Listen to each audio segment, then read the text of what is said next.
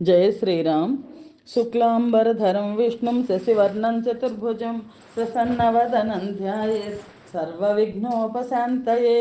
रामाय रामभद्राय रामचन्द्राय वेधसे रघुनाथाय नाथाय सीतायाः पतये नमः। వాల్మీకి రామాయణం శ్రీ పుల్లల శ్రీరామచంద్రుడు గారు తెనుగు చేసింది అయోధ్యకాండలో 68వ సర్గలో ఉన్నాం. 67వ సర్గలో బ్రాహ్మణులందరూ వచ్చి వశిష్ఠుడిని ఒక రాజును చూడమని కోరడం కనిపిస్తుంది.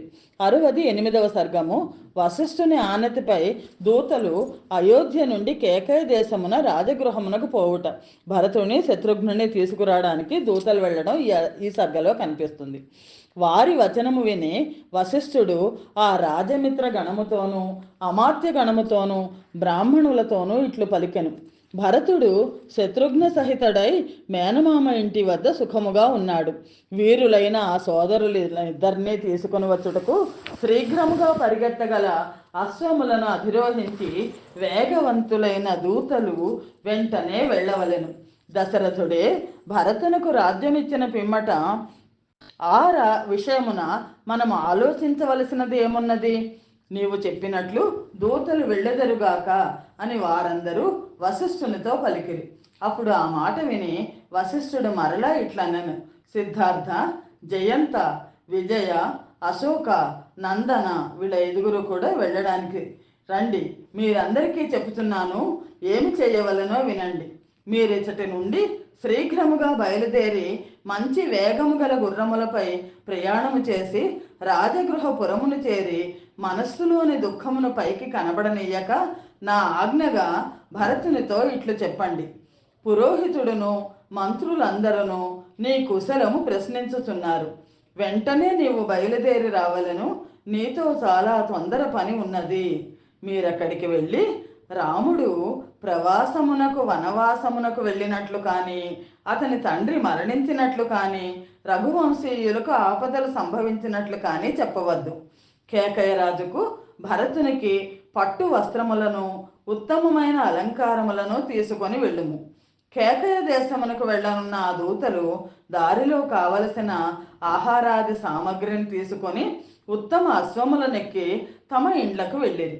పిమ్మట ఆ దూతలు ప్రయాణము నిమిత్తమై చేసుకొనవలసిన మిగిలిన పనులన్నీ పూర్తి చేసుకొని వశిష్ఠుని అనుమతి తీసుకొని శీఘ్రముగా వెళ్ళిరి. దూతలు అయోధ్య నుండి బయలుదేరి పశ్చిమాభిముఖులై కొంత దూరము వెళ్ళి అపరతాల పర్వతము చివరి దక్షిణ భాగమున దాటి పిదప అపరతాల ప్రలంబ పర్వతముల మధ్య మాలినీ నదీ తీర మార్గమున ఉత్తరముగా ప్రయాణం చేసి పశ్చిమాభిముఖులై వెళ్ళిరి. ఆ దూతలు హస్తినాపురమున గంగానదిని దాటి పశ్చిమాభిముఖులై ప్రయాణము చేసి కురుజాంగల మధ్య దేశము మీదుగా పాంచాల దేశము చేరి అసటి నుండి బాగుగా జలముతో నిండిన సరస్సులను నిర్మలమైన ఉదకము గల నదులను చూచుచూ పని తొందరను బట్టి అతి శీఘ్రముగా వెళ్ళిరి. ఆ దూతలు నిర్మలమైన ఉదకము కలది, శ్రేష్టము, వివిధములైన పక్షులచే సేవించబడినది, జనులతో నిండినది అయిన శరదండా నదిని దాటి వేగముగా ప్రయాణం చేసిరి. వారు తీరముపై ఉన్న సత్యోపయాచనమను దివ్య వృక్షమును సమీపించి నమస్కారార్హమైన దానికి ప్రదక్షిణము చేసి కులింగా నగరిని ప్రవేశించిరి. వారు అక్కడి నుండి అభికాల గ్రామమునకు చేరిరి. అక్కడ బోధిభవనమను పర్వతము నుండి ప్రవహించుతున్న పవిత్రమైన ఇక్షుమతి నదిని దాటిరి. ఆ నదీ ప్రాంత దేశము దశరథుని పితామహాదుల చేత అనుభవించబడినది.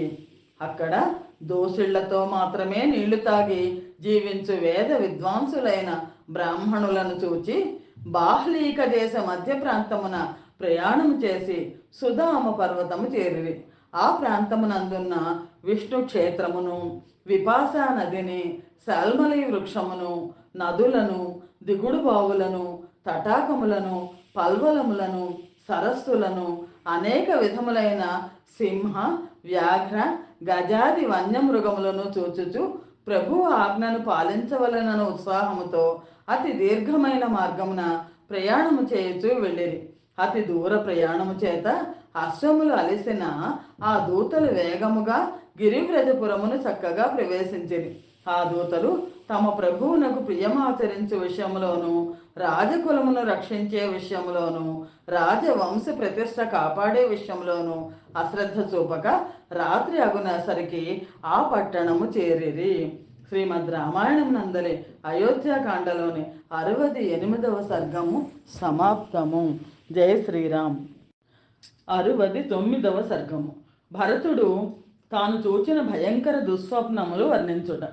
ఆ దూతలు ఆ నగరంలోనికి ప్రవేశించిన రాత్రి అందే భరతుడు ఒక అప్రియమైన దుస్వప్నమును చూచెను.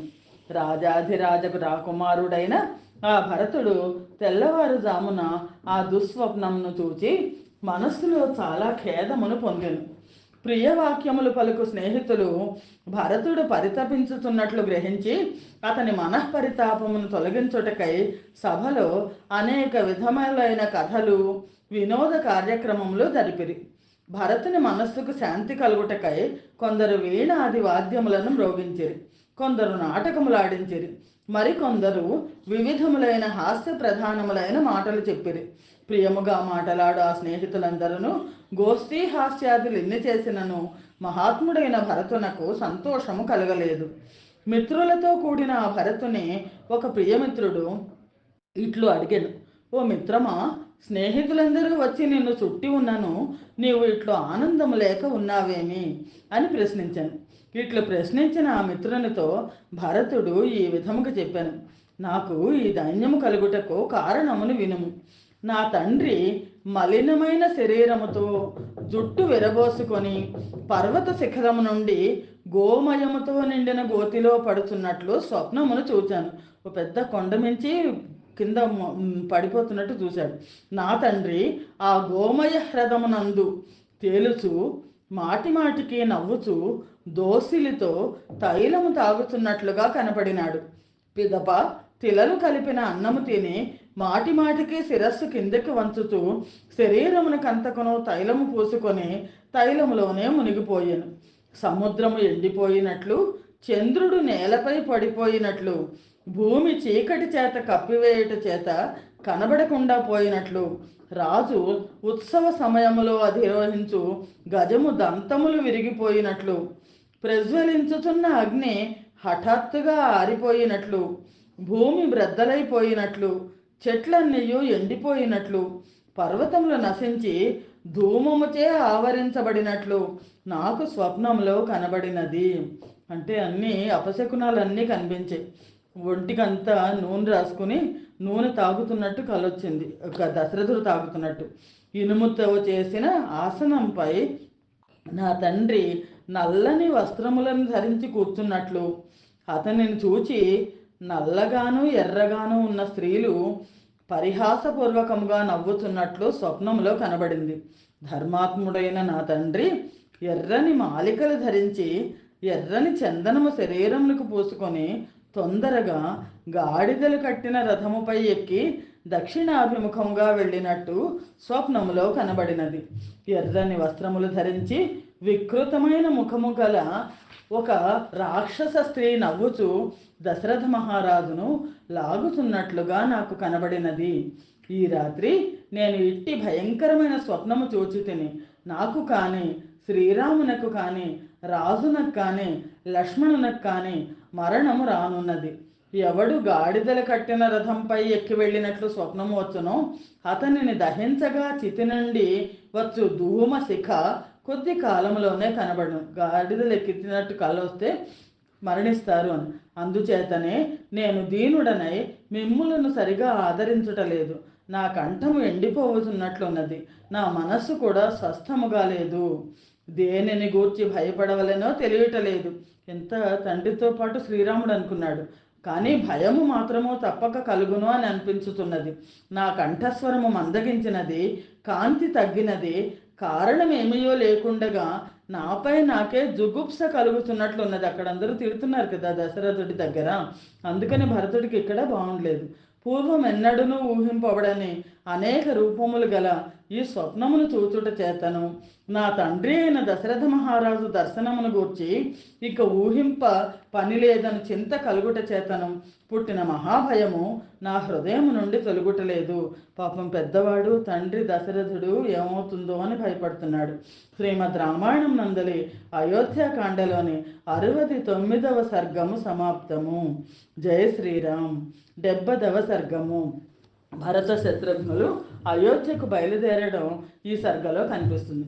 భరతుడు తనకు వచ్చిన భయంకరమైన స్వప్నమును గూర్చి మిత్రులకు చెప్పుచుండెను. అదే సమయమున వశిష్ఠుడు పంపిన దూతలు ఆ రాజగృహమును చేరిరి. సుదీర్ఘ ప్రయాణము వలన అలసిపోయినను దూతలు వెంటనే కేకయ్య రాజు దర్శనము చేసుకొండ్రి. ఆ రాజు పాదములకు నమస్కరించి అక్కడనే ఉన్న భరతునితో ఇట్లనిరి: పురోహితుడును మంత్రులందరూ నీ కుశలము ప్రశ్నించుతున్నారు. వెంటనే నీవు బయలుదేరి రావలను. నీతో చాలా తొందర పని ఉన్నది. విలువైన ఈ వస్త్రములను ఆభరణములను తీసుకొని నీ మేనమామకు ఇమ్ము. ఈ వస్త్రాభరణాదుల్లో మీ మాతామహుడైన కేకయ్య రాజునకు ఇవ్వదగిన వాటి వెల 20 కోట్లు. మీ మేనమామకు ఇవ్వవలసిన వాటి వెల పూర్తి 10 కోట్లు, మొత్తం 30 కోట్లు. ఆ రోజుల్లో 30 కోట్ల ఆభరణాలను పంపించారు. భరతుడు ఆ వస్తువులన్నింటినీ తీసుకొని ఆ దూతలకు కావలసిన వస్తువులను బహూకరించి ఆదరించి ఇట్లు పలికెను: నా తండ్రి దశరథ మహారాజు క్షేమముగా ఉన్నాడా? శ్రీరాముడును మహాత్ముడైన లక్ష్మణుడును ఆరోగ్యముగా ఉన్నారా? పూజ్యురాలు ధర్మమునందే ఆసక్తి కలిగినది, ధర్మము నెరిగినది, ధర్మమునే చూచున్నది ధీమంతుడైన శ్రీరాముని తల్లి అయిన కౌసల్యాదేవి ఆరోగ్యముగా ఉన్నదా? ధర్మములు తెలిసినది లక్ష్మణునకు వీరుడైన శత్రుఘ్నునకు తల్లి మా మధ్యమాంబ అయిన సుమిత్రాదేవి ఆరోగ్యముగా ఉన్నదా? తన సుఖమునే కోరేది, తీవ్రముగా ప్రవర్తించేది, క్రోధ స్వభావురాలు, బుద్ధిమంతురాలననే గర్వం కలది అయిన నా తల్లి కైకేయి ఆరోగ్యంగా ఉన్నదా? ఆమె మాకు ఏమి చెప్పమన్నది? భరతుడు ఎలా అన్నాడు? కౌసల్య సుమిత్రల్ని మెచ్చుకుని క్రోధ స్వభావరాలని కైకేయిని అన్నాడు. మహాత్ముడైన భరతుని మాటలు విని ఆ దూతలు భరతునితో సవినయముగా ఇట్లు పలికిరి: ఓ నరశ్రేష్ఠ, వారందరూ క్షేమముగా ఉన్నారు. నిన్ను ఐశ్వర్యము లక్ష్మి వరించనున్నవి. శీఘ్రముగా రథము కూర్చుకొని బయలుదేరము. దూతల మాటలు విని భరతుడు వారితో, నన్ను దూతలు తొందర పెట్టుతున్నారు అని చెప్పి రాజు అనుజ్ఞ వేడిదను అని చెప్పాను. వారితో పై విధముగా చెప్పి తన మాతామహునితో ఇట్లు అనెను: మహారాజా, దూతలు నన్ను అయోధ్యకు రమ్మనుచున్నారు. నేను నా తండ్రి గారి వద్దకు వెళ్ళేదను. మరల నీవు ఎప్పుడు రమ్మన్నా అప్పుడు వచ్చేదను. మాతామహుడైన కేకయ్యరాజు భరతుని మాట విని అతని శిరస్సుపై మూర్కొని మంగళకరమైన వాక్యమును పలికెను: నాయన, నేను అనుజ్ఞ ఇచ్చుతున్నాను. వెళ్ళుము. నీవు కైకేయి సత్పుత్రుడవు. నీ తల్లిని తండ్రిని కుశలం అడిగినట్లు చెప్పు. పురోహితుడైన వశిష్ఠుని, ఇతరులైన బ్రాహ్మణోత్తములను, మహాధనుర్ధరులైన ఆ సోదరులు రామ లక్ష్మణులను కుశలం అడిగినానని చెప్పుము. కేకయ్యరాజు ఆ భరతునకు ప్రేమపూర్వకముగా శ్రేష్టమైన గజములను, రంగురంగుల కంబళ్లను, మృగ చర్మములను, ధనమును ఇచ్చెను. 2000 బంగారు కంఠాభహారములు, 1400 అశ్వములు అను ధనమును బహూకరించను. 1600 గుర్రాలు, 2000 హారాలు. అశ్వపతి ఆ భరతునకు ఇష్టులు, విశ్వాసపాత్రులు, సద్గుణవంతులు, సర్వదా సమీపమునే ఉండదగిన వారు ఆయన అనుచరులను ఇచ్చెను. మేనమామ అయిన యుధాజిత్తు అతనికి ఐరావత వంశమునకు చెందిన ఇంద్రశిరః పర్వతమునందు పుట్టిన చూచుటకు అందమైన గజములు, బాగుగా శిక్షణము ఇచ్చిన శీఘ్రముగా పరిగెత్తు గాడిదలు అను ధనమునిచ్చెను. అంతఃపురంలో చక్కగా పెంచబడినవి, వ్యాఘ్రములతో సమానమైన వీర్య బలములు కలవి, కోరలే ఆయుధములు కలవి, చాలా పెద్ద శరీరము కలవి అయిన కుక్కలను కూడా ఉపాయనముగా ఇచ్చెను. అయోధ్యకు వెళ్లే తొందరలో ఉన్న కైకేయి పుత్రుడు భరతునకు తన మాతామహుడిచ్చిన కానుకలేవియు ఆనందమును కలిగించలేదు. దూతలు తొందర పెట్టుటను బట్టి తాను చూచిన స్వప్నము చేతను ఆ సమయమున అతని మనస్సు చాలా చింతాక్రాంతమై ఉండెను. శ్రీమంతుడైన ఆ భరతుడు నరులతోనూ గజ అశ్వాదులతోనూ నిండిన సువిశాలమైన తన గృహమును దాటి శ్రేష్టమైన రాజమార్గమును ప్రవేశించను. పిదప రాజమార్గము దాటి వెళ్ళి అంతఃపురమును చూచెను. పిదప ఆ శ్రీమంతుడైన భరతుడు అడ్డమేమియూ లేక ఆ అంతఃపురంలో ప్రవేశించను. అతడు మాతామహుని వద్దను మేనమామ అయిన యుధాచిత్తు వద్దను సెలవు గైకొని శత్రుఘ్న సమేతుడై రథమెక్కి బయలుదేరెను. భరతుడు ప్రయాణమై వెళ్ళుచుండగా భృత్యులు వందల కొలది రత్న విచిత్రములైన రథములను కూర్చుకొని ఒంటెలు, గోవులు, అశ్వబలము మొదలైన వాటితో భరతుని వెనకనే వెళ్ళిరి.